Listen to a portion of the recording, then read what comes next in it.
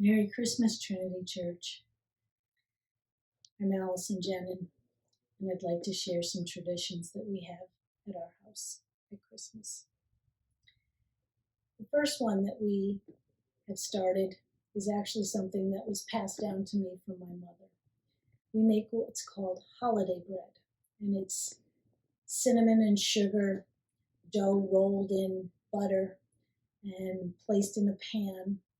And each year we make several batches. In this process, I've taught my children how to make homemade bread, and I'm happy to think that they'll pass this tradition down to their own kids. The other thing that we do every year, my husband is really into Christmas. We put our tree up that first weekend in December, and he fights me to take it down the first weekend in January. He likes to keep it up as long as possible. We decorate indoors and outdoors, and every conceivable space in our house has some kind of Christmas ornament. Every year at Christmas Eve, we head over to my brother's and his family's house. And each year, the additional guests that show up changes, but all in all, we have a beautiful meal together. We share presents and open them right then and there, and then we conclude with attending church service with Trinity. Now that the kids are older, we attend the late service.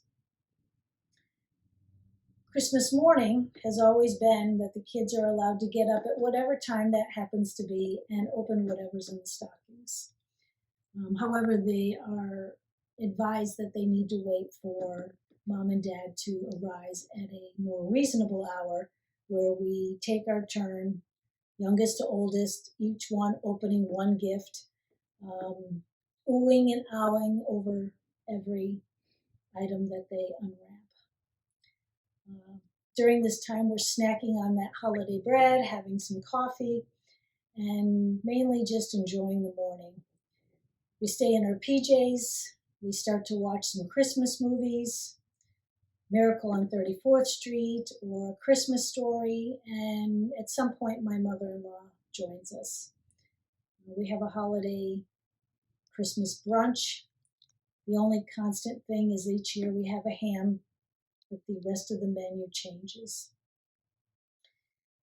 And these are the things that we do at our house every year. And I enjoy them and look forward to having those days as long as my children are still living at home. That then brings me to the poem that I want to share with you today. It's called Precious Presents, and it's about our children. Precious presents. Some come wrapped to us in packages of glitter and gold. Some are wrapped in paper of brown, of beauty yet to unfold. These presents will never be found under a tree, for these precious presents are found in each child that we see. Precious presents God sends for the earth to borrow.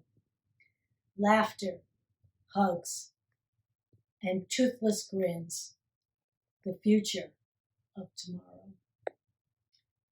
We find them in our classrooms with hearts full of love, tiny blessings that remind us of our calling from above. They are miracles of God, touched by His loving grace. Believing in magic and hoping we keep the world a safe place. They wait for us to unwrap them so they can spread their wings and fly. Once tiny caterpillars that emerge as fragile and beautiful butterflies. These precious presents are never tied with ribbons or bows. They are God's promise after the storm. Beautiful rainbows. So unwrap these precious presents and keep them safe from harm. Love them, treasure them, and hold them in your arms. When you open these precious presents, love them from the start. Hold tight to God's little blessings because they are treasures from the heart. Merry Christmas.